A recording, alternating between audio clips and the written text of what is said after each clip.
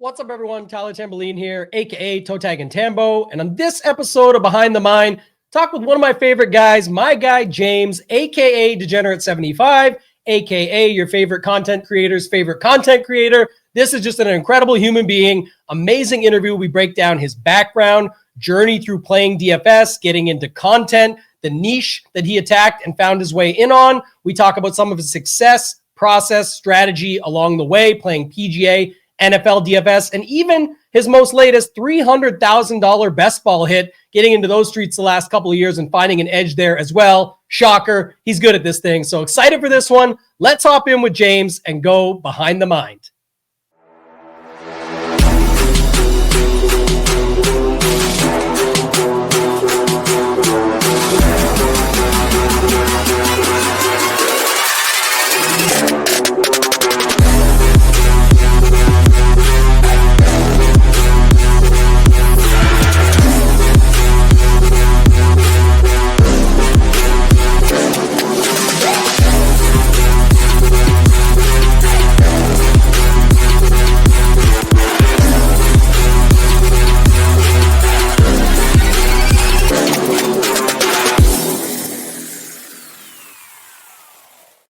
All right, so I'm here with my guy James, better known as Degen75, and super excited for this episode. I know a ton of love in the community wanting to make this thing happen, and I think a lot of people don't know why these episodes are so fun for me. Even a guy like James, Degen75, who I'm business partners with, have been on multiple trips with, hanging out, all these factors, it's realistically still not a ton that I know about his actual background. Getting into DFS, his first start, his first big win. Like, I'm sure some of it will ring a bell when we get into it, but I've had plenty of conversations with my guy, James. So James, without further ado, bring you in. Super excited for this one, man, as I know many are. What's going on? How you doing? Excited to be part of this mastermind thing. It's grown into something much bigger than I would have ever anticipated. And I had quite the high expectations for it. So congratulations on this being so cool and doing what I am most passionate about, which is teaching people about PGA DFS and other DFSs than just simply flexing on how much I win, which is what the community seems to be much more about. And, I've personally never been into. Yeah, I love that. I know it's a sort of, it's something that we're partnered on that we always talk about is the process over the picks and plays. And that's what really this is all about. And I found with doing these, a lot of people do just want to sort of get the insight, get the behind the scenes. What does the day in the life look like? All these different factors. So we'll go through the normal process here. People do want to know a lot. And I'll let you know if you didn't watch any of the others yet, just so everybody's in on the same thing. The junior high basketball, the 2-pass rule, you got to get your passes in before you can shoot. There's 2 passes. If there's anything you don't want to answer, you're unsure of or whatever, just pass as we go along. But the first question everybody wants to know is, and we always start with, is talk a little bit about your background and sort of how you found DFS in the first place. We'll cover getting into content, having success at it, why you became sort of interested in DFS as a whole, but how did you even find it in the first place, and what sort of brought you to it? I remember specifically the weekend I found it. I've always been a guy who goes to Las Vegas a lot. It's just always been my escape. I've been there over 40 times. Even when I was a high school teacher, just sneak away for the weekend. Would always go to the Cromwell Casino there and, had all my dealer friends and everything. And I just remember one Friday night, we just took an ass kicking at the craps table and basically busted our whole bankroll by Friday night. You take a $2,000 because you're a teacher and you burn through it on Friday night. You're like, well, what the hell do I do for the rest of the weekend? And my buddy's like, hey, have you seen this FanDuel thing? We could play fantasy football this weekend. I'm like, what are you talking about? The draft was 3 weeks ago. He's like, no. You just draft your team every day and you can play. And that was my introduction. I remember it was Odell Beckham's rookie weekend. And he caught 2 touchdowns. I was like, well, surely I'm going to win first place. I've got this rookie guy catching 2 touchdowns in his rookie year. And that was my introduction. It was at Paris Casino in the sports book where I was introduced to OBJ and FanDuel DFS. And from there, I never turned back. I was like, this is too easy. I can just do this anytime and play for $5 and have action anytime I want it. I'm in. And that was how my relationship with DFS started. I'm like holding back laughter over here because a couple things came to mind. One, from how well I know you and what, like you said, you've talked about, like you're literally the bankroll management, sustainability guy, and we'll get to all that later. And it's like, well, we took our bankroll to the craps table and she gone Friday night. It's all set. So just dusting off the money on the craps table, just an awesome story. So What year or like rough timeline is this, if you can remember? I know the second part that made me laugh a little bit or chuckle was the FanDuel thing. No matter who only plays on DraftKings now, or may even talk shit about FanDuel at times, almost everybody has their FanDuel start where they can remember and see the date they first signed up, even though it may not be when they first started taking it seriously. Do you remember roughly the timeline on that? It had to have been 15, right? 2015. I believe that was Odell's rookie year, somewhere around there, 14, 15. And it would have been that year that it started. And then I know that golf, when I really got into golf, that was just Pat Mayo. And that was the year Zach Johnson won the Open Championship. So I believe that was 15 also. You guys have a better memory for that stuff, so I'll trust you and believe you. But it sounds I know. That's fucking incredible, that stuff. I just know that by 16, I think that was like the Phil and Henrik year maybe, and by that time I was already knee deep into it. So had to have been the year before that. Yeah, I remember that year for sure. That was crazy. Though that's when something else you're famous for, the wave splits. Yep. That was ahead of your time. Like the wave splits weren't really a big thing back then, and it most certainly was. If you were on that wave and you ended up with some Stents and Phil lineups, you were in really good shape at that then British Open, which now the Open, of course. We can say the old name, the British Open. A little bit more just on the background quickly, because I think a lot of people have heard this story and sort of, you've talked about it in the past, part of your process over picks and plays, and you were a teacher, correct? And I've been in a cab ride with you, which was almost like a bad nightmare of like the cash cab with the guy asking questions. This was in Detroit, taking us down 8 Mile when we're literally just trying to go to the course, but you know your history. And so maybe talk a little bit just about your background and sort of, the teacher angle, all of that stuff, because it's sort of come across into things we'll talk about later with getting into content, helping others. Yeah, so I was just a teacher for 12 years, from right when I graduated college around 22, and then I did it all the way up till I was 34, 35. And I taught history, government, geography. I taught AP. For all of you that don't know, AP is advanced placement. It's basically a college level class that you take in high school, and at the end of the year, if you can pass this exam, not only do you get high school credit for it, you also get college credit at it at almost nearly any university in the country. And so it's a great way for kids to be not only learning to think and work at a college level while in high school, but literally be getting thousands of dollars of college credit that's going to save them money because they don't have to pay tuition for. So that's what I did. I was also a coached football, basketball, but most namely those last few years, I was building a tennis a dynasty there at my inner city high school, which is funny because I taught in the hood. I mean, like literally taught in the hood, the most inner city school in Oklahoma. And, having a tennis program is pretty funny there. So is teaching AP because, most kids in the inner city aren't real worried about college and stuff like that. But, I had quite the program built up. So I was teaching AP all day and then coaching tennis afterwards. I had a pretty sweet setup, which is going to beg the question eventually, like, why would you leave such a cupcake setup you had? Because, I was not only was I getting these kids to pass, I was getting a very sweet bonus for every single kid that passed. And we're talking 60, 70, 80 kids I was getting to pass every year. So, I mean, I was like living the high life as a teacher, which is pretty weird in Oklahoma. Yeah, but it was also, like you said, it's sort of going to go to your story, I think, when you get to it later, but people actually wanting to help people. It's just sort of, it's either built into you or it's not, I find, right? Like typically that's the thing. And we'll touch on it later, so I don't want to go too far into it now. Just going back to the DFS side of things, then just bringing it back around, sort of, you mentioned the 2015, the Odell Beckham thing, all of that. You always hear these stories of people saying like, okay, I wasn't into it right away, but then I kind of started to obsess with it, or I got really involved with it.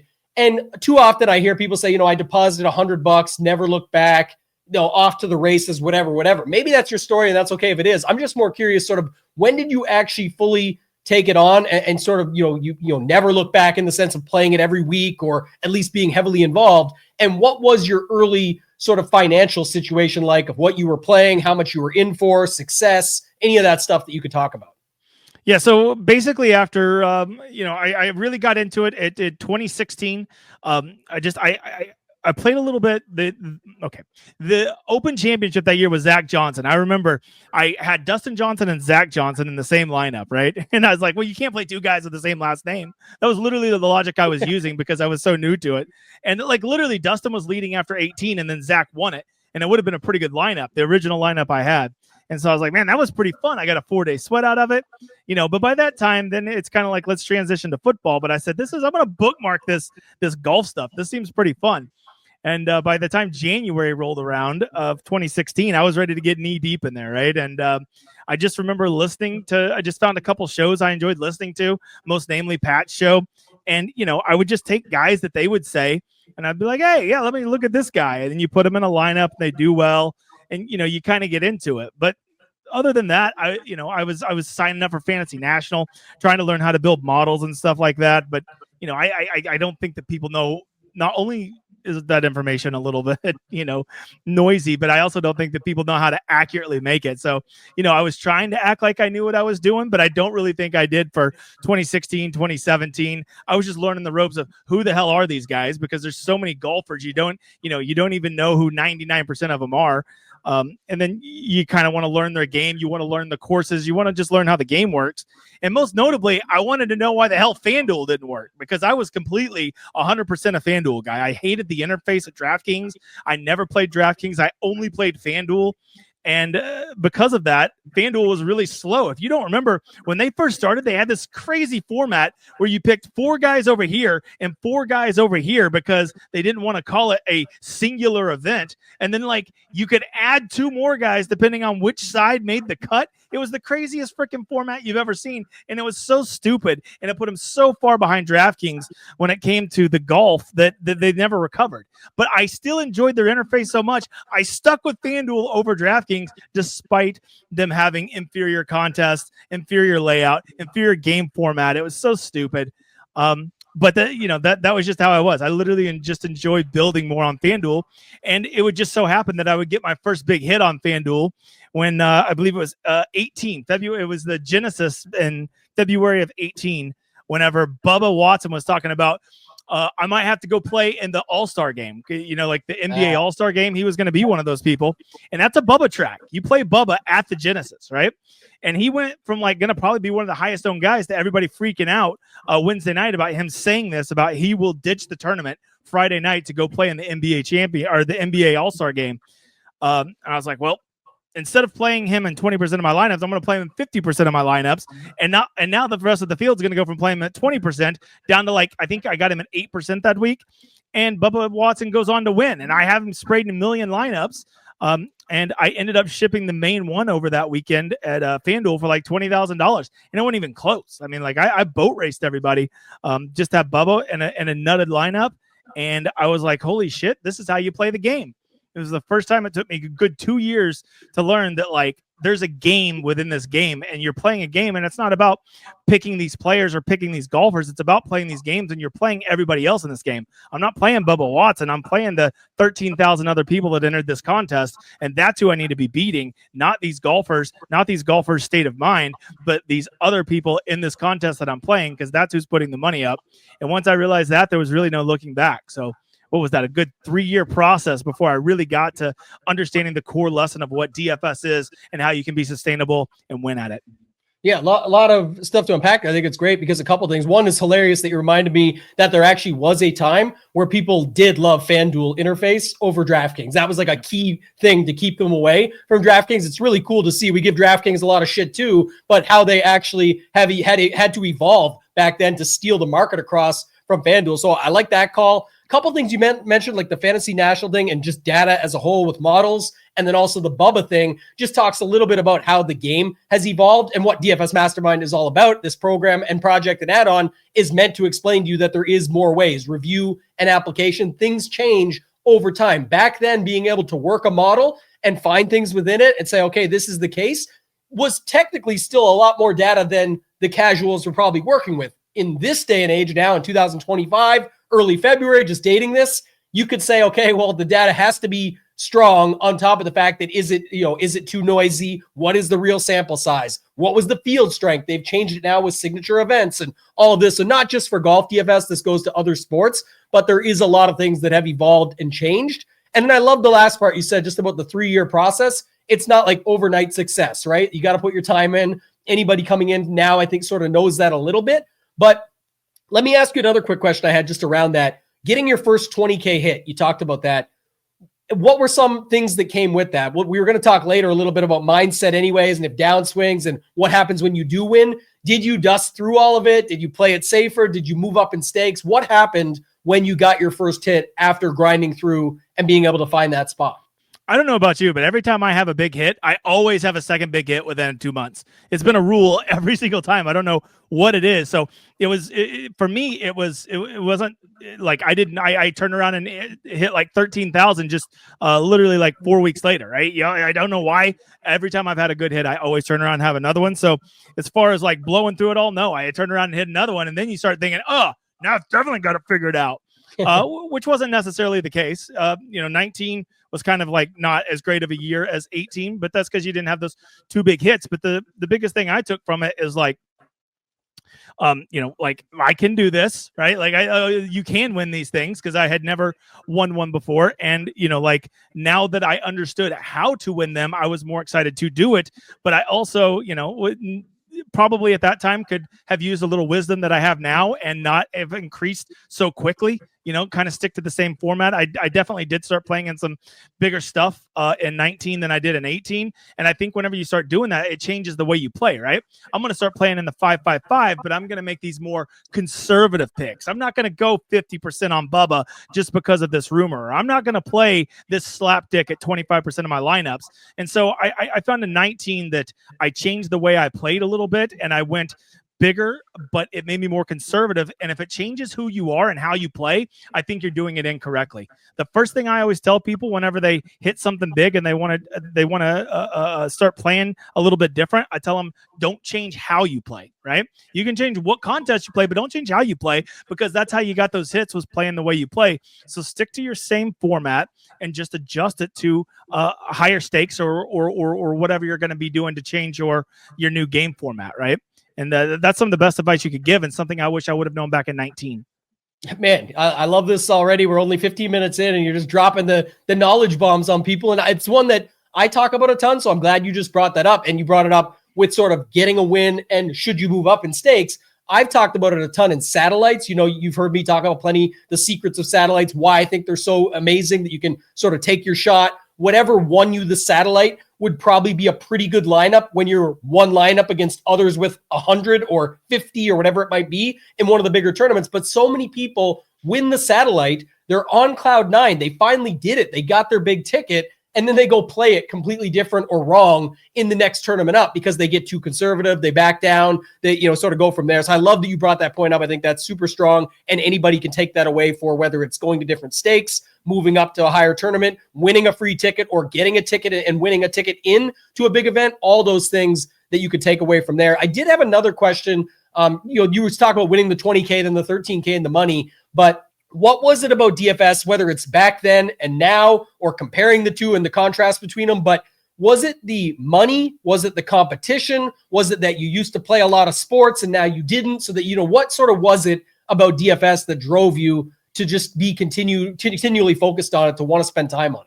Pretty easy answer here. And there's two parts to it. One, betting. You can't bet in the great state of Oklahoma where I live. So betting was never going to be an option. So DFS, of course, we all know it's betting. We all know we're gambling, but it's a great loop around here in Oklahoma. So it gave me the ability to do that. And then more than that, the real answer is structure. I just love PGA DFS for the structure. It basically builds my whole week, right?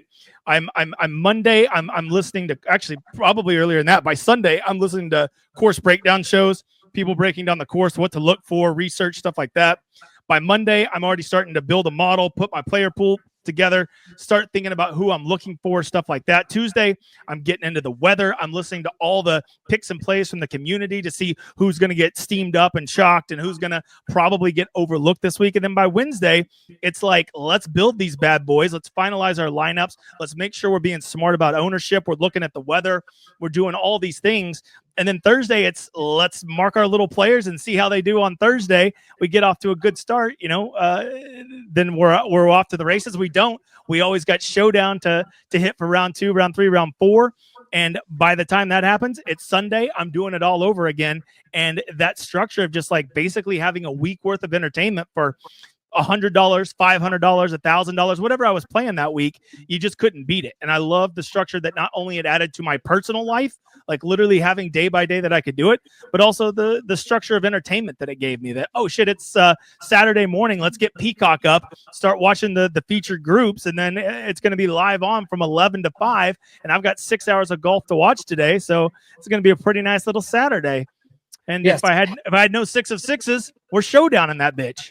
Yeah, we're definitely going to talk about that. The key on Saturday is you got 6 hours of golf to watch. You've got 6 different streams you require in order to watch 6 hours of golf. You talked Peacock. Yeah, I forgot too. You need all of that stuff to go with it. So just one more quick thing on that, and then we'll move on. But just the breakdown of sort of contest selection. You talked about your process. You sort of went through the weekly and what you do just on a week of golf. Obviously, you play football as well. I talked earlier about your, in the intro about your big best ball hit. So we can hit on some of that stuff, but just, contest selection, player pool. You've talked a ton in the past, and I know you maybe better than most, but just to break it down for everybody, of like, one of the best things you've taught me is like your player pool can dictate what you play in. You can set up your money for the season and be ready to go based off of that. But if you want 50 golfers this week, you need to think about what that would look like when you're, putting it into play. If you love 5 golfers this week, that can lead to something different. Can you talk a little bit just about how you correlate that? Because I know you do the same for football too. If you like 6 quarterbacks, it's a different style of week for you than if you really like 1 quarterback. So maybe apply it to both sports, but just how you bring the player pool and sort of your ideas of what you want to do for the week into your contest selection. I think that's a big one.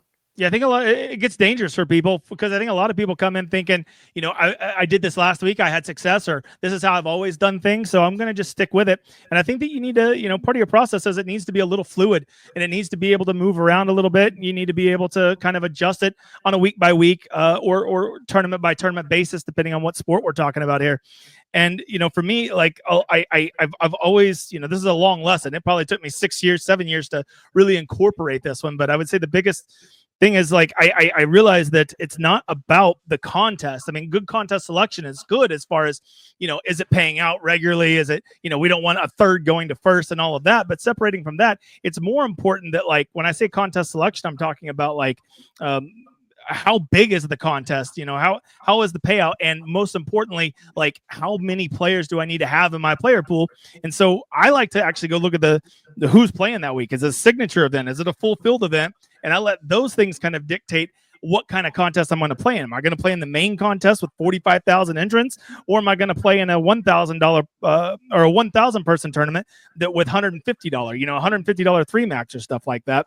And over the years, I've learned that it's more important to let the number of entrants and the cost of the contest be more important to dictate what you're going to play than necessarily like I've got to play in the big contest because that's what I always play in. I hope that makes sense. I feel like I've talked to myself in a circle on this one. No. You're good on it. I just think, like, for example, I've personally seen you on weeks where you mentioned to the Discord, obviously business partners over at Ship It Nation with Hoop, Title, and the rest of our amazing team. But you've broken down in the Discord and said, hey guys, here's the thing. I woke up this morning, I loved this quarterback, but I started to think about these 2 other quarterbacks. So just a note, I'm changing my process up a little bit this week. I'm still playing the same amount of money. I feel good about that. I'm still playing to what I want to play this week, but based on that, I'm not just going to play this tournament.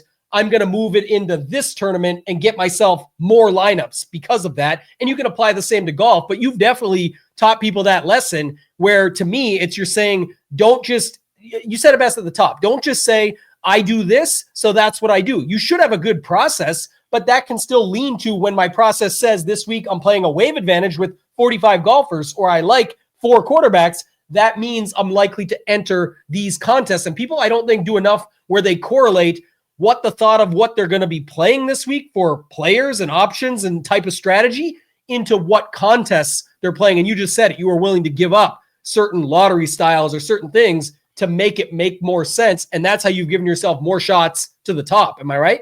Yes. In my head, that's what I said. So thank you for clearing that up. Who's the former teacher here? Look at this guy just coming in, clarifying thoughts for the student. That's why it's good getting you and I on together. And I thought this would be solid, but that's one of the biggest takeaways that I've sort of worked on myself. I've always tried to teach people, you work on your single entry, work on your 3 max, be ready.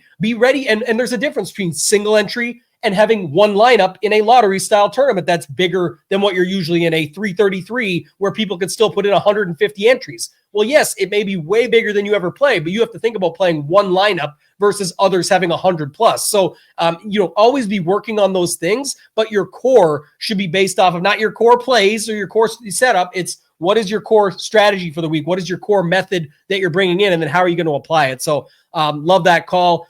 Before we go into process a little bit heavier, do you want to just talk a little bit about sort of getting into the content side of things? Because I think that's sort of interesting for many, myself included. We've had the teacher jokes running, but what sort of got you into wanting to do content in DFS, and what sort of been sort of the highlights for you, or what's the most exciting part about doing the content, helping others, all those features?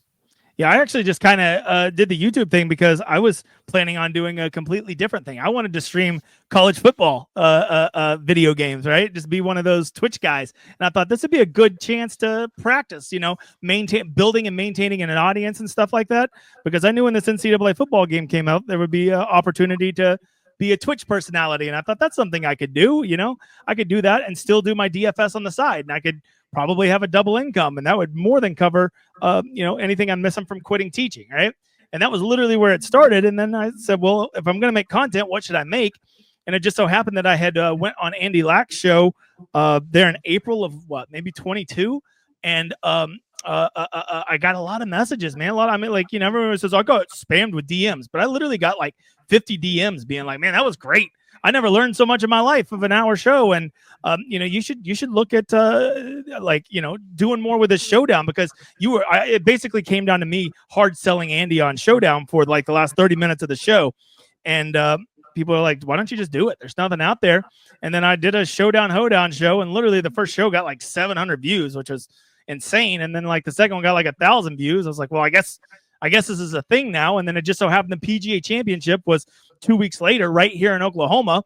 And I went there and I went to the course. And so I did the emergency stream to tell people everything I saw that day. And within a month, it just kind of took off, and it turned into something that I never thought it would. Then, you got all these people watching and they want to know your deep down dirty secrets. So then you create a Patreon, and then you got like hundreds of people on your Patreon in 2 weeks. And then it's like, well, this is getting too big. We need a website. And then it just keeps growing out of control. And, I just was there I was the right person at the right time who found the right niche. Nobody was talking PGA DFS, and no one was really talking strategy as far as week long.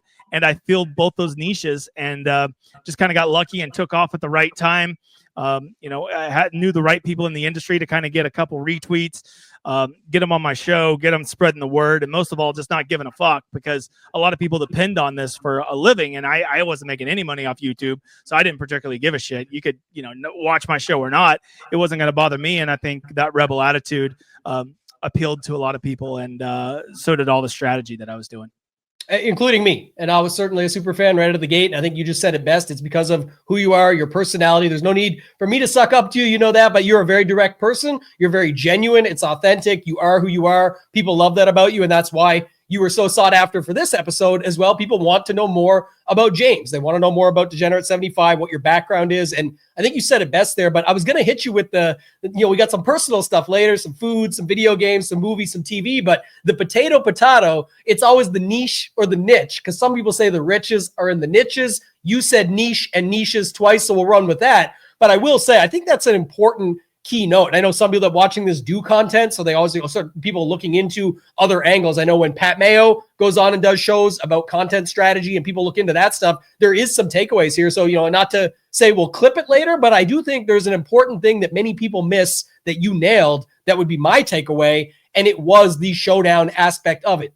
Don't get me wrong. I think you could have done anything and still done well at it. But I think it was important that you came in with a different angle. And I think that really did help escalate things for you, because there was nothing going on. And by the way, you were so good at it that there's still almost nothing going, because people had to almost shut their stuff down because your show just took over. And that was the key. And part of us doing the partnership over at Shipping Nation and merging together, it just made sense for both sides. But love who you are, love what you do. And I know everybody does as well. The emergency stream became a thing. You kept adding to it. You were the only person out there that sort of eventually had a video featuring a popular movie that many people know and love, that then inserted golfers onto it. So just all those extras that you do, they all add up. But if you weren't who you are, I think that's the first point, and you didn't fully pick a niche, like you said, that would be something that deters it. So anybody out there looking to do content, I think would just say, you would have been successful probably no matter what.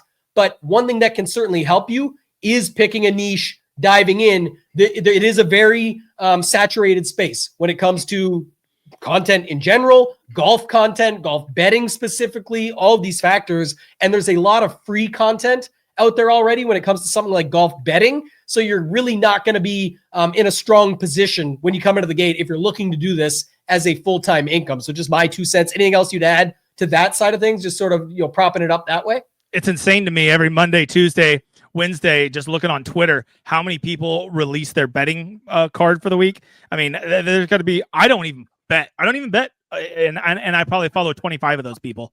So like, if there's that many, I have to imagine there's probably at least another 25 I've never even heard of. So that's insane. Just how many people out there are putting out their betting cards and stuff, which is great. Put out your, be part of the community. It's fun. Let's track it, celebrate your big hits. But to me, I just see it as like, it is so oversaturated. And if you think you're going to jump in with PGA betting and that you're going to find a leg up and get rich off of it, or find a station, I think you might be a little late to that party. That would be my parting wisdom on that. Yeah, I certainly appreciate that. I think you said it best there, because that's kind of my angle too, just making sure people know where I'm coming from on it. To be clear, it's for those that want to monetize and do it full time. I don't care what you do. I mean, I'm happy for you if you want to, you don't want to. Like you said, you didn't have to find success. It just sort of snowballed, and now look at where it is now. So the point being, if you're trying to monetize it, it's probably not the best way to do it without finding a niche or something like that. But in reality, you didn't care, and it still turned into it anyway. But I think that helped. So congrats to you on everything, and obviously love what you're doing. And that's why we're business partners now. So we're in a good place. But going back to process a little bit, you gave some of your takeaways on that. Just want to see, like, from a content perspective, because it's a good segue from what we were just on, how much content do you take in on a weekly basis per sport? Football, golf, you can do both maybe. And then how much is it tools and your own touch and all of that? What's sort of the crossover when it comes to process, without giving away all the secret sauce? What is it from taking in content and then applying it yourself? What does that look like? Yeah, so it's a lot. I take in a lot less content than I used to, right? I just kind of know what people are going to say. They're not going to tell me about some whippersnapper I don't know about. They're not going to tell me that Charlie Hoffman's good at approach on this course. I know all this shit. So like, I don't really have to listen to content for stuff like that anymore. The main reason I'm listening to content now is I kind of have to be the guy that absorbs what the community's saying and then puts it out for everybody on Wednesday night. So you have a pretty good idea which way the wind's blowing on ownership and stuff like that. So it's more of a responsibility to the community now than it really is to me. That's how I listen to content. I would say probably 5 to 10 hours of content I listen to a week. Just try to listen to some of the major points of who are some of the names that can move the needle in this industry, and who are they saying, who are they not saying, stuff like that. And then I can kind of, that gives me a good idea of which way the wind's blowing. But back in the day, I used to listen to probably, I would say 10 to 20 hours a week, and was trying to get picks and stuff like that, and was trying to understand, well, why do you like this guy? Why do you like Jason Kokrak or whoever it was, right? And now that I know so many players, I know them so well, I have my own opinions on them. I have my own breakdown on them. I know where they perform. Now it's more of a community. Like, I do it for the community than I do for myself. So the flip side of that is the other part of the process. I spend literally 5 minutes on models because I just don't think they're that relevant anymore. It's hard to find consistent data. I just don't love that much that part of it. I would say I spend way more time trying to optimize my lineups, and you do that by building a concise player pool, a player pool that plays nicely with each other. And if you don't know what that means like, if you want to play 100% Scotty Scheffler at 12,500, that's fine, but you better know what you're doing with the rest of your player pool, right? You better understand you're going to have a handful of $6,000 guys and $7,000 guys, and those guys are largely going to come in at higher percentages because you are taking a dude that eats up so much of your salary. So I get way more into the roster construction, overall building of my player pool. I spend way more time on that stuff now, using good optimizers, good projections to build all of that than I ever do listening to content or messing around with a model now. But before I ask the follow-up, I have to say, this is why I love this guy so much. You're a wordsmith, and you poet and don't even know it. You drop the gotta see which way the wind's blowing. for the content purposes, and it tied together so many things because earlier you talked the truth, which it's all about the game within the game. It's surprise, surprise. You didn't have to put on pads and play football or be on your way to the NFL to know how to play NFL DFS. You don't have to drive a NASCAR for a living to win at NASCAR DFS. So you kind of got to know what's going on within the game. We've talked about that a ton. But also you're literally the weather guy being able to look for it. So you're looking to see which way the wind's blowing, but it's for your ownership projections and then being able to know and talk to the people on the stream about the weather edges and the angles. So the quick follow-up question would just be like the weather edge did, because you talk about models, and again, they're not as important now. Taking in all the content for creating your own process in your player pool versus now taking it in to understand how the game's being played and the people you're going to be playing against is more important, and tying that stuff in. I do agree on all of this stuff. When did the weather sort of get on your radar, if you will? Now I'm doing it with you here. Get on your radar, get it? When did the weather fall on your radar to be like, wow, this is something that people aren't really pursuing? Obviously, it's got a little bit more popular getting into 2025 now, but you could still do it in different ways. We've done a ton of videos, even within Mastermind, little things that we've learned and that you do differently. We don't have to get into all that, but when did the weather become a thing that you learned sort of could be an edge or an angle for you in PGA DFS? I started using it as Showdown way before I ever used it for week long,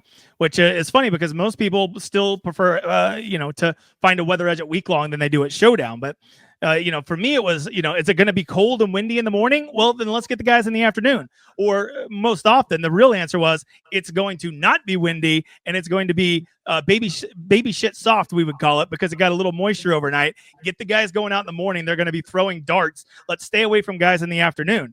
And then when you start doing that and finding success at Showdown with it, it just begs the question, wait, why wouldn't this work at week long too? And then you just start doing that. And then when you find, that first time you find a 2-stroke difference because you played a weather edge at week long, then you kind of get addicted to it, right? Once again, not to date ourselves, but even last week at Pebble Beach, no one talked about the weather edge, and it ended up being like a full stroke and a half difference if you just listen to what we said Thursday right before they went out, because Pebble Beach played a lot harder on Friday than it did on Thursday. Overall, because it was a no-cut event, a lot of people overlooked it, but there were a lot of guys that I got off of simply just because of that little weather edge. And everybody thinks a weather edge has to be like, oh, all this wave did great and all this wave crashed.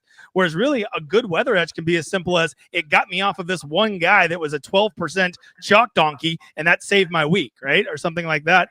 And those are the little things that a weather edge can be used for that I don't think that people realize how much is out there. They think that it's like an all or nothing thing where really you can be gaining a 10 to 15% edge every week and overriding the rake of a contest, and that could be your edge right there. So that I would say probably got really into the weather about 3 years ago, but I did it for Showdown, and then it really kind of just morphed into a week long, kicking the nuts.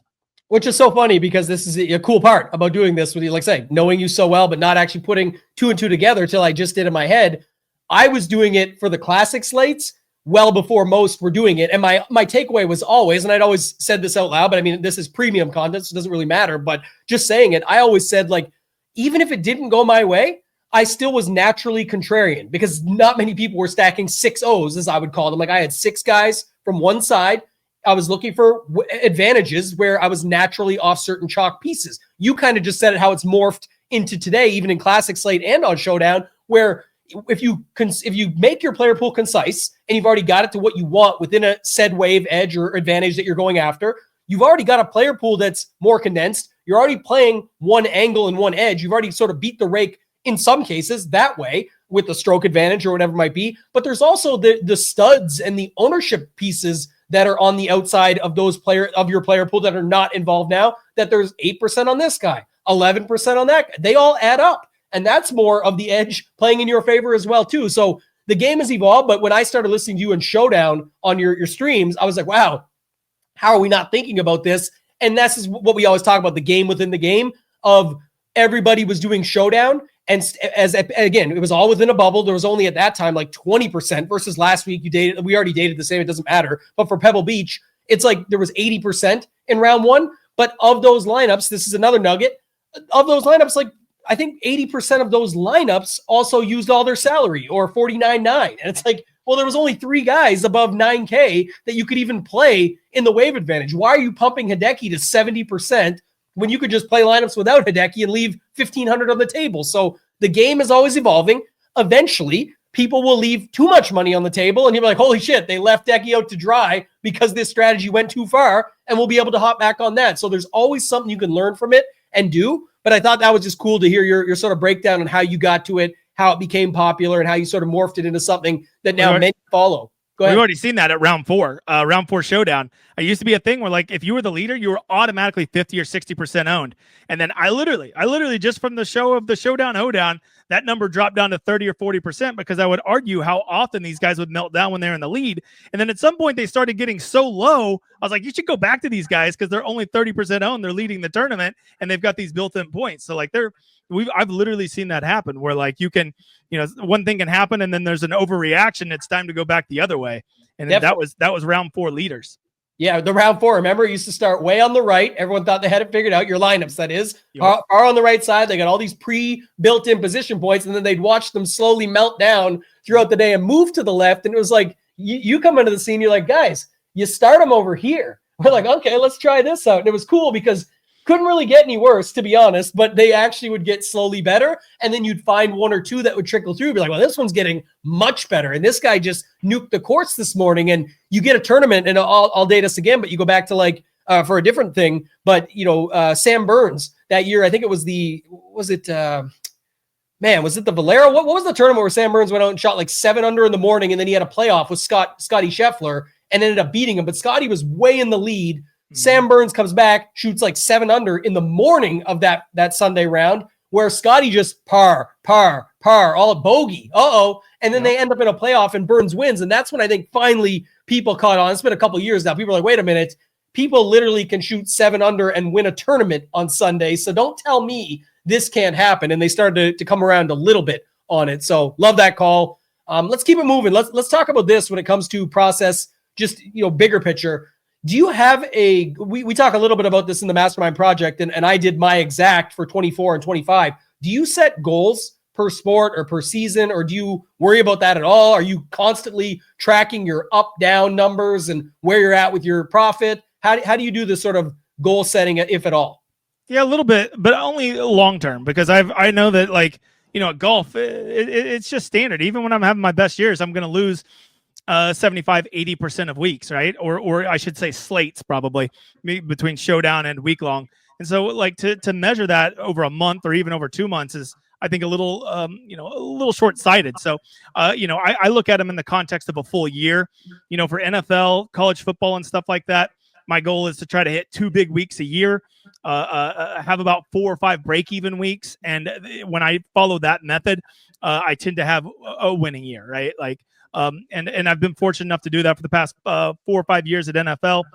For golf, it's basically the same. I'm trying to hit about 3 or 4, because it's a longer season, 3 or 4 big weeks a year. Try to break even about 25%. You have those weeks you put in 1,000, you get 800 out. To me, that's break even, right? If I'm within 25% up or down, I consider that a break even week. And then I try to, by the end of August. By the end of August, I try to be more up than down. And, since 19, I've managed to be up or down. But a lot of that is, that's being disciplined 75 as opposed to degenerate 75, not getting too carried away, understanding what my bankroll needs to be. Like, if you saw how consistent my play week to week at NFL was, or even at PGA, I think a lot of people would be surprised. Like, I'm not just out there being like, I got to max enter every contest or whatever. Like, if it's a shitty contest, I just don't play in it. I have enough discipline to be like, that contest sucks. I'm going to DM the DraftKings guys, tell them their contest sucks, and I'm sitting out of it today out of pure protest. I don't mind doing that because I hate shitty contests, and I refuse to cast my vote to play in them because it's only going to encourage DraftKings to continue to put out those shitty contests. So, long story short, I do track it, but I track it in the long run, never over a short run, ever. Full seasons.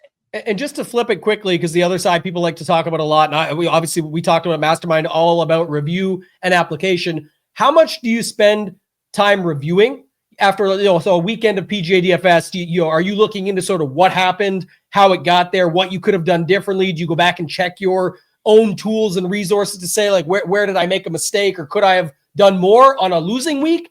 And then is there anything you do for a winning week or that you mark down or make note of? What does your review process, if any, look like?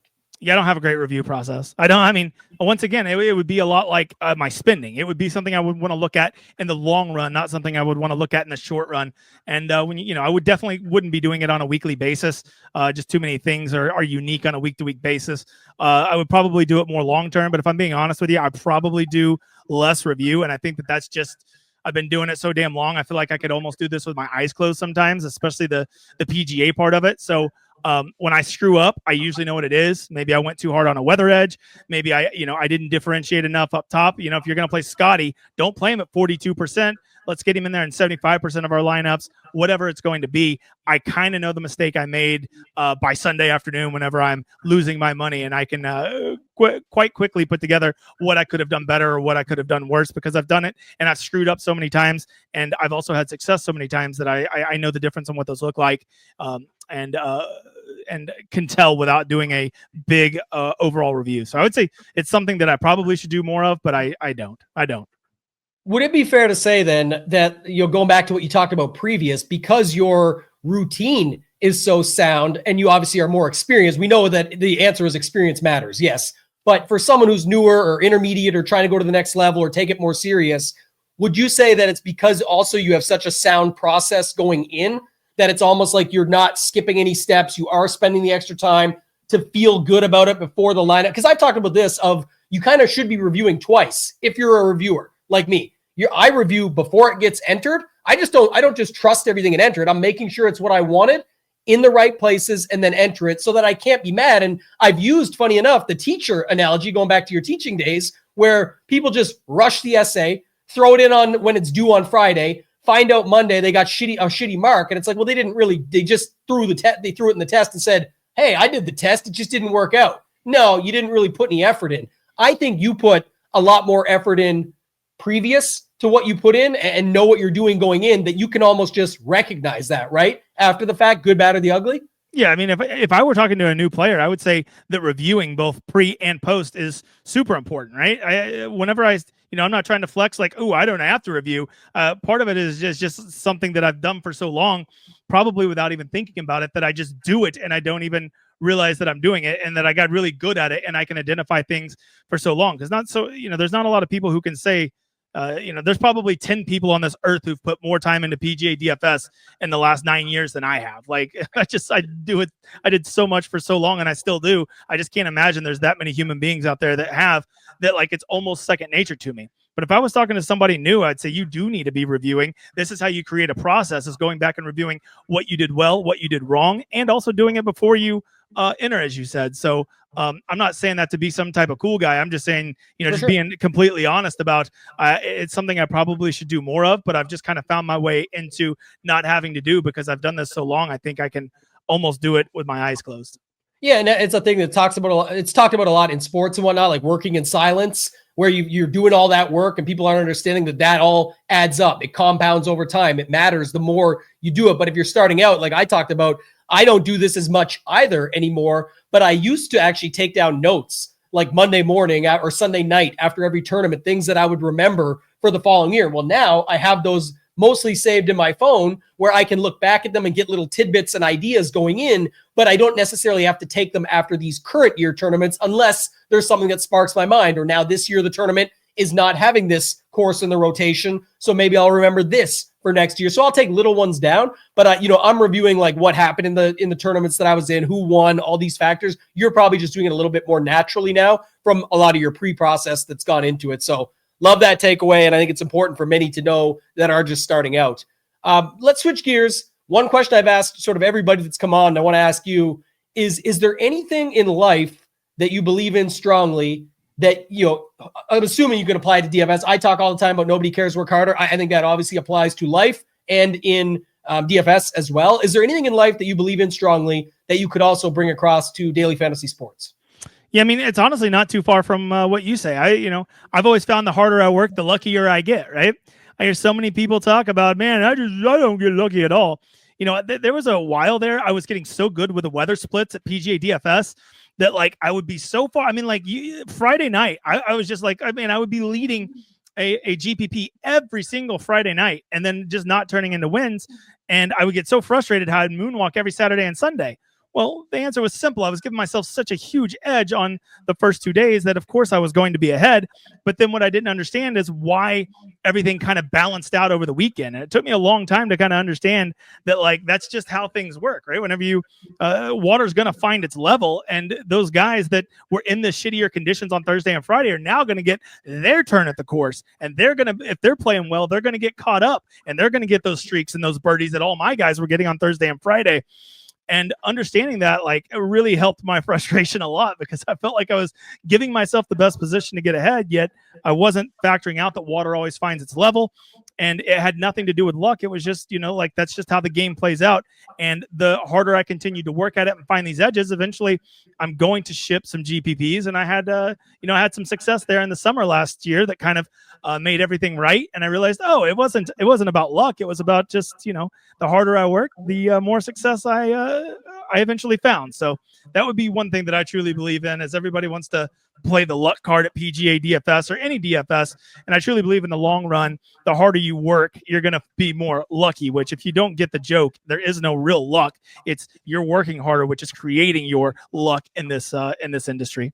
Yeah, and it's the same in life, right? Obviously, if that you're working hard on stuff, you normally are around more people that are doing similar items that you're doing. The networking starts to happen. They start to respect it, or they have to almost, because you've worked so hard. They're like, this guy or girl is popping up everywhere. Like, how could we not see this? And then you start to have more things go your way. And it was, oh, they got so lucky. Like, did they, or did they just put in the work? So I love that call. The other thing you said too, it just links to what I've talked about previous in the past and thrown it in the Discord and stuff like that. But I love the it's like called the wave mentality. And it like talks about a surfer and how they still love, like, they know the wave is crashing. They can get literally the best wave. They've shown up to the beach today. They're ready to go. They get the best wave. They hit it. They love life, but it still crashes. And then they go back out and look for it again. That's kind of PGA DFS and life in a nutshell, but you're never going to win every week. And the goal is to put yourself in those positions like you just talked about, which is cliche, but it's talked about a ton and makes sense. There was weeks, I'm sure, where you were leading after Friday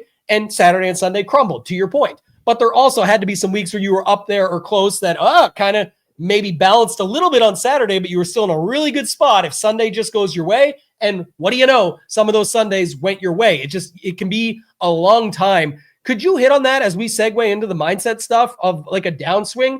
You've been there, and I know you've seen this from other people, newer players specifically, like, man, 3 bad weeks in a row. Maybe PGA DFS is not for me. And it's not all about PGA DFS, but that's sort of your biggest background and what you and I love talking about. So I get it. But just in DFS in general, there's a ton of downswings. And you talked about 75 to 80% of slates. Like, too many people are ready to quit too soon, I think. What is a downswing for you? Or what does that look like in your eyes for somebody out there? Well, I mean, at PGA DFS, if you're not finding an edge, it's very simple to lose 10 slates in a row. I mean, no problem at all. And when I say find an edge, that means that you're finding weakness in the ownership guy, you know, like you're playing the ownership game and you're pivoting correctly. That's a great way. Of course, the weather edge is a way, you know, chasing overlays and good contests. But like a lot of times, if you're not finding those and you're just straight up playing, let me pick 6 guys and you pick 6 guys. I mean, you could have a blind monkey pick 6 guys against you, and there's a decent chance they could beat you on week to week. That's why I don't play cash at PGA DFS, because unless you have some type of angle, PGA DFS is, I mean, every guy gets 72 holes, assuming they make the cut, right? Most of these guys, there's a razor thin difference between their talent, especially when you factor in pricing, right? And the edge is super thin, and depending on the week, you know, you could be scoring in a 70 percentile lineup every week, and a 70 percentile lineup still doesn't cash you in a GPP. So you could still literally be an above average player producing these above average lineups and be losing your ass every week if you're just playing GPPs, and could be producing above average lineups, but it doesn't matter. And so there's all kinds of times where I will hit these downswings. I'm talking literally I'll lose 10, 12 slates in a row, and I have to go back and look and say, why am I losing? And the answer is almost unequivocally that there's just no edge. Like, there was no weather edge. There was nothing to chase. I was literally just picking golfers and trying to be different. In those weeks that I picked different golfers, you know, trying to pivot and get different here, I wasn't picking the right ones. because that there's not a ton of edges at PGA DFS, and if you're not hitting one of them, I don't know that you can consistently hit even 20% winning at PGA DFS, and you certainly aren't giving yourself a chance to hit those big ones, which is what we're all playing for, right? Yeah, I think you nailed that part too, especially where, people are playing. It's also your playing style. I think there's been NFL seasons. I know of players for sure that I've talked to previous where they literally lost every slate on the NFL season. You say, oh, they suck. Like, no, they had a ton of close calls and close opportunities, but the way they play is to defeat the chalk or to play and exploit the chalk. And there's been really chalky seasons where like 12 of the weeks, the chalk smashed, the other 5, it was just the way it worked out, and so on and so forth. So it can happen. You talk 10 to 12 slates in PGA. I can say from experience, I've definitely lost. Again, there was winning slates in between, so I don't know if it was 10 to 12 slates and then I hit a winning one, but I've definitely gone on a 4 to 6 month downswing before in PGA DFS, and there was other factors. There was a bad NFL late swap decision I made that certainly put me in a bad mind state, and I was probably playing bad and made mistakes, and I had to go back and look at that and learn from it. But I think a lot of people don't realize that you can literally lose for months and be down money for months. I was literally break even until the Open Championship last year. Break even. Think about that. All those weeks, we're getting to the very end, and I was completely dead even. Broke by, I was down at week long. I was up at Showdown for the year, but overall, I was completely even heading into the Open Championship, and that just happened to be my one big week. But I was that close to having a break even or losing year, and I just happened to hit my big week there, which is kind of like our Super Bowl being the last real big week of the year, the Open Championship. So I guess even on a long term, that'd be like 24, 25 slates. I was a completely break even player last year and got my big hit at the perfect time to call it a winning season. Yeah, which is, goes back to what we always talk about. How it only, in some of these bigger weeks, bigger sports, NFL, it's any given week. Golf, especially with majors, and some weeks having some of these bigger contests, depending on what you're playing and what your contest selection is, it can take only one slate to change the game for you and get you right back in the mix, get you back to profit, get you above and beyond, get you from break even to a huge season, exceeding all goals, etc. Like there's tons of things that can happen. But what would you say to someone who's going through that? How do you handle taking on those losses? Is it like something you have to preset yourself for, knowing that it's just that's how it could be and can be? Or is there anything you do during that helps keep you online so that you're not straying and switching up strategies? And I talk with Sheets. He has a poker background. He said guys that go on tilt, and I know you've played some casino gambling and things in the past where, when people go on tilt, they actually start to play worse or make more mistakes because they're going too aggressive. Or the opposite, they're saying, oh, let me tighten everything up now because that didn't work. Do you have anything to talk about when it comes to that, just about handling downswings? Because I think a lot more people experience that than they do with upswings and winning lots of money. So the answer would be go look at what you've been doing for those 6 months, whatever the time period is, and say, the way I've been playing, have I had success with this method before? And if you can go back and see multiple times in your career, or even one time that this process has worked, well, then you need to ask yourself, is it the process right now that I've tweaked or changed that has started to break down? Or is this just some variance that's happening as part of the process? And I think that would be the first thing I would tell somebody who's going through this downturn. You can think you have a good process, but actually ask yourself, has this process ever worked for 6 months to a year that you can go back and reference and say this is a successful proven process and it's just going through some bad variance right now? Or is this just the process that you think that works, that you want it to work, and it's never actually worked, and you're just sitting here pissing away money continuing to follow this bad process? That would be the first question I would ask somebody and want them to be able to answer. What is the success you've had with this process? Can you prove to me from a different period of time you've had success with it? And if you have, well, then can you differentiate this to just variance? Or have you somewhere along the way lost your process and need to go tighten it up and tweak it again? Yeah, and I think, again, experience will matter for this. But again, not everybody has the experience, and I get that. So that was great advice. But I think that's part of it too. And I know people will say, well, how did you know? How did you know? It's like, if you're not ever having a sweat or ever having an opportunity, again, it doesn't necessarily always mean that it's bad process or it's not, but like you would usually be in the mix somewhere. You would usually have something that went your way or gave you an opportunity to think that it was going to go your way. And so you'll get a feel for it. I just had an NFL season myself, to just touch on this, that was not huge overall. It ended up being positive, but that's great. And it could have been a whole lot better, but I knew how often I was in the mix. I knew I was playing good. I felt strongly about it.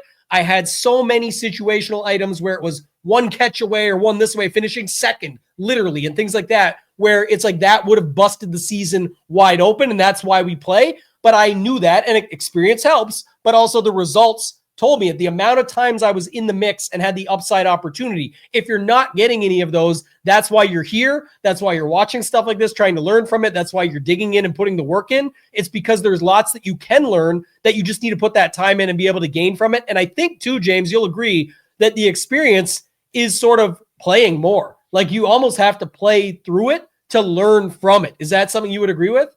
Absolutely. I mean, it's just one of those things. The more experience you get, the more chances you get, the more you realize it. Like just this past year, think of all the times me and you probably had a dozen chances each to win a GPP this year, and I got lucky, and I won like 6 of them. They just kept breaking my way, and they all broke bad for you. Whereas the year before, it seemed like you were basically getting all those breaks, and you were hitting them, and I was always getting second. And that's just, there's not a lot you can do about that other than recognize you were up there, you were competing, and you were putting yourself in the position.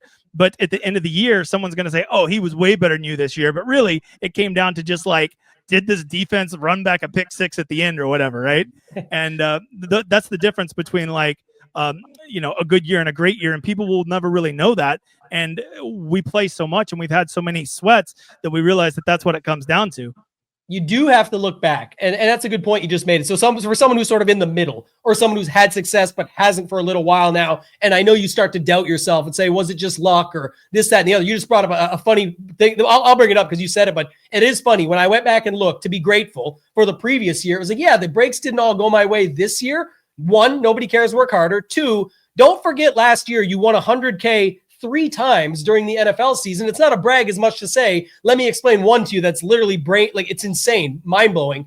I needed a 1-yard touchdown from Devontae Smith to win $100,000, or it was like 15K for second.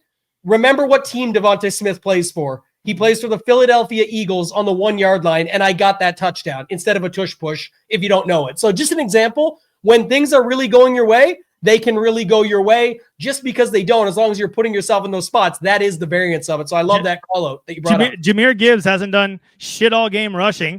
And then right whenever you need him, very last touch of the game, it's like the 49ers think that they're offsides. They all are kind of playing slow. They give him the ball, and he looks like he has a rocket up his ass, takes it up the side, $300,000. There's go from 50,000 to 300,000 just because of one play. There's so much involved in that to say that I'm some genius, whatever, you got things broke my way on that play, but I was in position to let things break my way because I had built a good team. People need to remember that. That's a great segue to sort of the final section we'll get into and then wrap this thing up. Appreciate everything so far. But like you said it, in that moment, in that play, I know you were already over this guy. You were like, thanks, Jahmyr Gibbs, ruined my chances at 6 figures. And then that play happens. We're all trying to keep the faith. We're excited for you. Talking about your best ball sweat, of course, we'll get into in a second. But the key being, look at all the other spots. Yes, you'd already won GPPs that season. You'd also had other close calls that didn't finish off and go your way. Like some went your way, some didn't. Then one really went your way. So let's end it out on that before the personal side of things, just the fun stuff at the end. Talking about best ball, obviously I think it's your biggest hit ever because with your contest selection, your bankroll management, the way you play, it's not like you're always in these tournaments to win $1 million or 300,000. Even if you're in the Millie Makers with a 44 ticket, it's $100,000 a second. Like that's $1 million or 6 figures or 50K. It drops off very quickly. So talk to us a little bit about getting into best ball. It's not about just because you wanted it. You've obviously found sort of an angle in, an edge. You know, everyone's focused on week 17 and you found sort of different things. Can you talk a little bit about just getting into something different like best ball that's still fantasy sports, but it's not necessarily daily fantasy, the chess game of building the puzzle on the salary cap stuff, as much as it's where your picks line up and the ADPs and everyone focused on a different game. Can you talk a little bit about that, sort of round out the fantasy sports stuff? Yeah, it was disappointing whenever I got really serious about fantasy sports. When you start playing DFS, you kind of leave all your casual friends behind, right? The big draft you do at the end of August with all your buddies, you know, they're just not ready to take it to that next level and play DraftKings for a whole bunch of money. And, you know, you still kind of want to play in those leagues with them, but God, there's such a drag once you find DFS. I don't want to be spending my, I don't want to be doing free agents every week and, rejecting stupid trades. So you kind of get out of all that stuff with your friends. But like the best part is the draft, and you miss those drafts and stuff. And best ball to me was just something that would fill that hole where you could still do the drafts. And I love the drafts. To me, the best part of that of playing fantasy football with your buddies is the draft. And then if I didn't see him again for 4 months, that'd be fine, because I hated all the trading and all that. So best ball was just a natural, let's do the fun part and leave everything else behind. I did it that first year, and I just had success with it. And I've just kept doing it more and more and more, and kind of building my own process with it. And I feel like it's one of those games that's still new enough that there's an edge out there. Plus, there's all the guys that think they're so smart at it, trying to optimize for week 17. And I just think that they're given really poor advice. It's kind of, to me, it's a lot like PGA DFS was just 6 years ago. Everybody's focusing on the wrong shit. And as long as they do that, I think there's an edge at it. So that's why I continue to play best ball, play it pretty aggressively, and try to play it differently than everybody else does, a lot like I do PGA DFS. Yeah, maybe we'll get a best ball mastermind course in the future with some of those ideas and concepts. But I will say it is exactly, to me, what we talked about earlier. I don't dabble in the streets. I've talked about sort of balancing the spinning plates. I've got other things and different things that I'm always working on. So for me, I don't try and take on another sport if I don't think I'm ready or have time for it. But you're no different. Like, it's not like you're in the NHL and NBA streets on the daily stuff every single night with MLB coming up and all this. You just don't do that. You take on what you feel comfortable with, and you balance it accordingly. But I do think you said it best there. It's again, everybody thinks they know how the game is played because it worked year 1, year 2, year 3. Like, it's only been in, what is it, 3 years now for the big one? And it's maybe longer than that total. But I think, what's the big one been running on Underdog? Like 3 years? Yeah, I think so. I think it's its 4th year. Best Ball Mania 4 or 5? Yeah, it's 4. Look, anytime you start up a new industry or a new game or something, there's always going to be the top 1% of 1% who are going to jump on and be the people who tell everybody what's smart and how to play. And we always just take those guys at their word that they're the smartest and that they know what they're doing.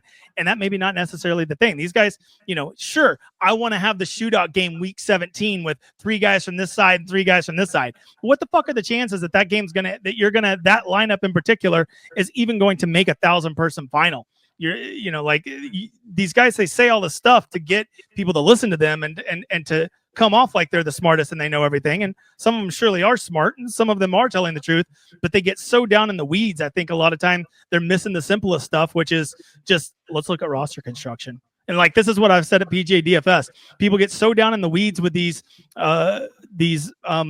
models and everything, when I'm like, dude, let's just look at the fucking weather. How about that? I think that's a lot more direct on what might impact us this week. Yeah, I like that call of simplify, right? Because a lot of times that's going to be a more powerful S than the sample size that some are using on the other side of things. So I like that call quite a bit. And I think it's just too, why, and we don't have to get into the weeds on this stuff, but certain DFS players have stuck around for many years. And as much as people want to shit on them or give them shit or whatever it might be, there is really good DFS players that have stuck around for many years and adapted to the game as it's changed. And then there's DFS players that have given advice in the beginning that are no longer found or don't play the games anymore or not in the streets while still even doing content and certain things like that. And realistically, it's like not necessarily what you would want to see as somebody who's actually providing the advice. Even, something to be said on that for what we talked about earlier with doing content and teaching and coaching. There is definitely people that are better at teaching DFS than playing it. And there's definitely people that are good and really good at playing DFS that are not great teachers or not good at actually doing the content. Would you agree? I can think of one website, I think it's still around, where the 4 or 5 guys, and 2 of them are really good at teaching and 2 of them are really good at playing, and they're not good the other way around. Yeah, it exists. It certainly exists. So that's the key component to remember, right? You're always wanting to sort of just take and, like these episodes, you want to learn what you can from them. Not everything's going to be for you. Not everything's going to stick. It's evergreen. You can go back and rewatch it back. You can pump yourself full of new ideas. If you're on a downswing, you can go back to regain new process. You can go find these things, and that's what we're all about. So I appreciate you answering all that stuff, man. Is there anything else from a DFS perspective that we didn't hit on or that you wanted to talk about before we just hit up some of the personal stuff? No, I just that I think people's relationship with DFS is something you want to understand probably within your first year of playing. Like, what is your goal? Are you trying to, do you think you're really going to become a pro at this in the long run? Because the answer is it's like 1% of 1% of people can do it, especially if you're trying to just stick to one sport like PGA DFS. There may be 10 people in the world who can just live off of PGA DFS and they have huge bankrolls.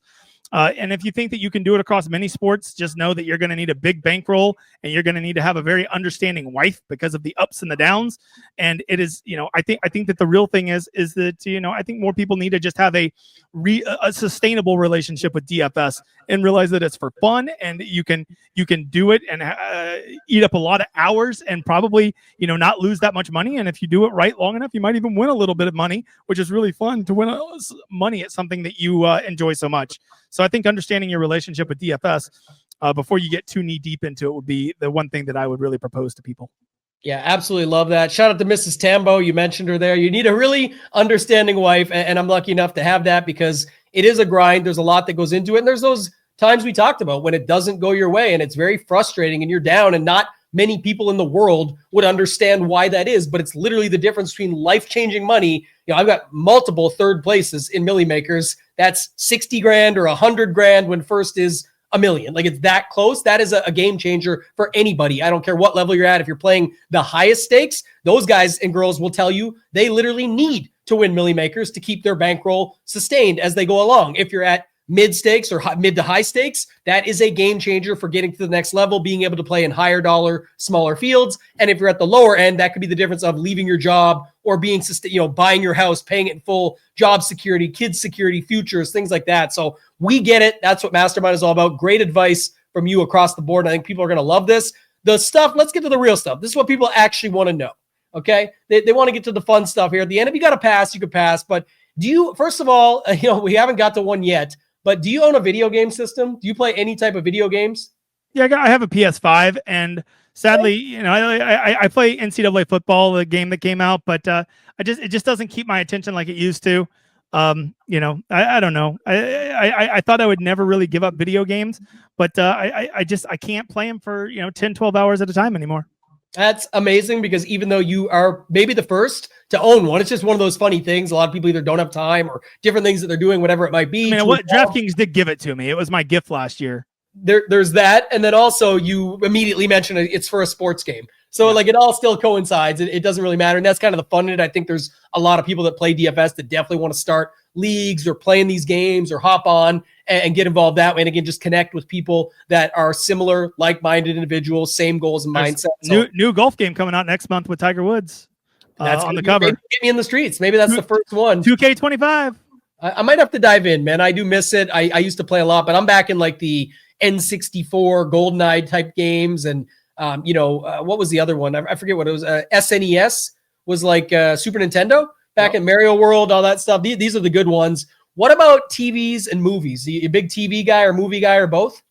Yeah, big movie guy. I've been trying to watch all the movies in the IMDb top 250 forever. Like IMDb, Internet Movie Database, they kind of rank all the movies. I think it's way better than Rotten Tomatoes as a measurement for movies. So I try to watch every movie on there. Kind of a movie snob. I'll watch. I love movies. I love to watch a good movie. I like where they can take me. So a big movie guy, not so much a big TV show guy. TV shows, give me Ted Lasso. And I think I'm good. There just hasn't been a lot of great stuff out recently. The TV shows, they'll make one good season and then they tend to turn to shit. And you have to wait 3 years for it to turn to shit too, while they make season 2. Yeah, Ted Lasso, or a feel-good show. You gotta love that. Go back, just binge that thing out. It's amazing. You rewatch it. It's a good one. So I'm with you on that one. What are some of the favorite movies? I mean, shocker that you're a movie guy, literally putting the movie on the emergency stream with the breakdown with the golfers, knowing like exactly what scene to go to within said movie, etc. Just amazing. But what are some of the top movies for you? Yeah, obviously my favorite movie of all time is Rounders. Just the euphoria I get from watching it, how much it reminds me of college. Going to play poker with my buddies, late nights, driving and playing poker and stuff like that, dealing with, losing all your bankroll. Just I was a professional poker player for 3 weeks in Vegas back when I was 21. I lost a big pot and I was like, I ain't about this lifestyle. And I drove home. So I'm used to getting my ass kicked. My favorite, quote unquote, real movie that's not just nostalgia based would probably be Eternal Sunshine with Jim Carrey and Kate Winslet. Not enough people know that movie. It's called Eternal Sunshine of the Spotless Mind. That's probably the most perfect movie ever made as far as what I enjoy. So, I have a whole list of my top 50 movies. I have my top 10 comedies that I share with people occasionally when they want to see my list. So I have it printed. I make the editor send it to people. coming out soon. We'll get that list put out to you guys. I'm sure the Discord's going to ask for it right away. We'll get you in there so you can do the follow-ups on everything and be involved. What is the premise of that? Because for a Jim Carrey guy, Canadian, etc., I have never heard of that movie. And I know who Kate Winslet is too, but I don't remember. Maybe I do, but I don't think I remember that movie. What's the base premise of it? Yeah, basically, it's pretty simple. They're dating, Kate Winslet and Jim Carrey, and they break up. And she's having she had her memory erased, where you can get like an ex-boyfriend erased, so like you don't have to deal with all the pain of the breakup. Yeah. And so the whole movie is decides, well then screw you, I'll get my mind erased. And the whole thing is going through his brain as all of those memories are being extracted. And you're seeing him lose all these memories, and as it's happening, he realizes that most of these memories are beautiful, and he doesn't want to lose them. He wants to remember her, and he's running from this machine that is slowly eating all his memories up. Damn. All right, people have to check it out. I was 100%. It's artsy. It's artsy.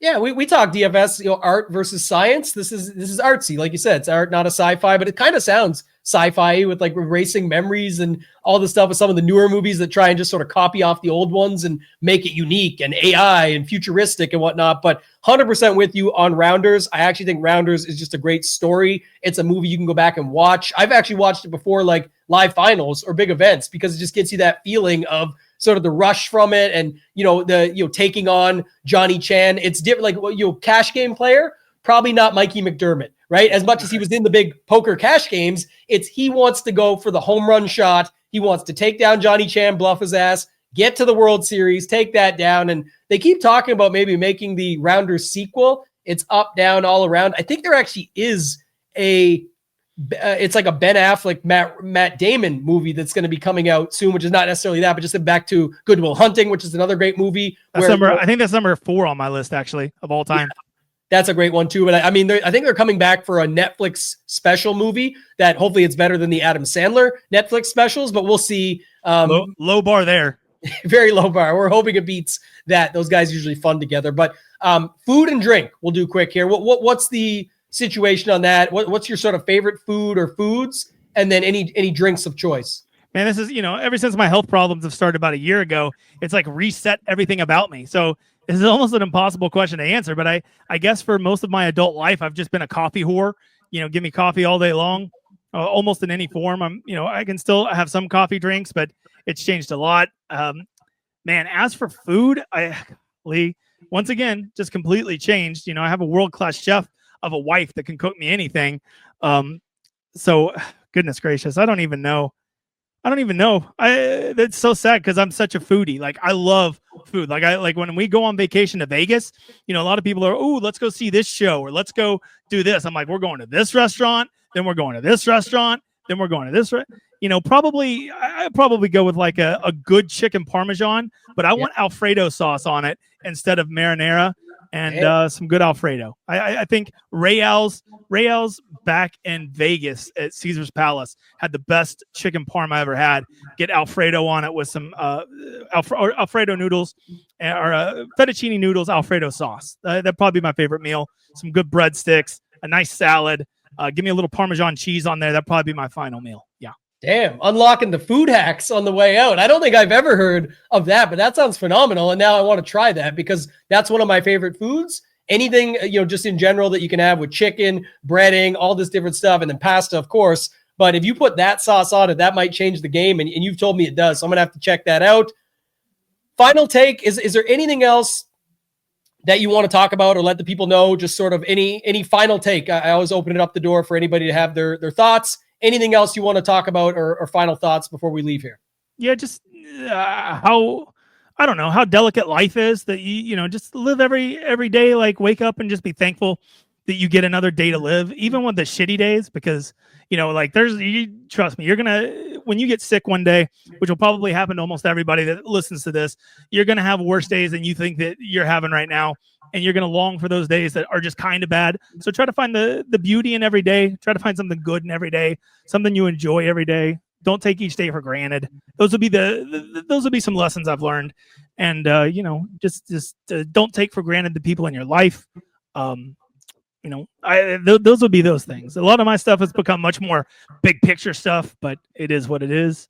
And that would probably be my advice. Just trying to find some positive and every day, even when it seems like there's not.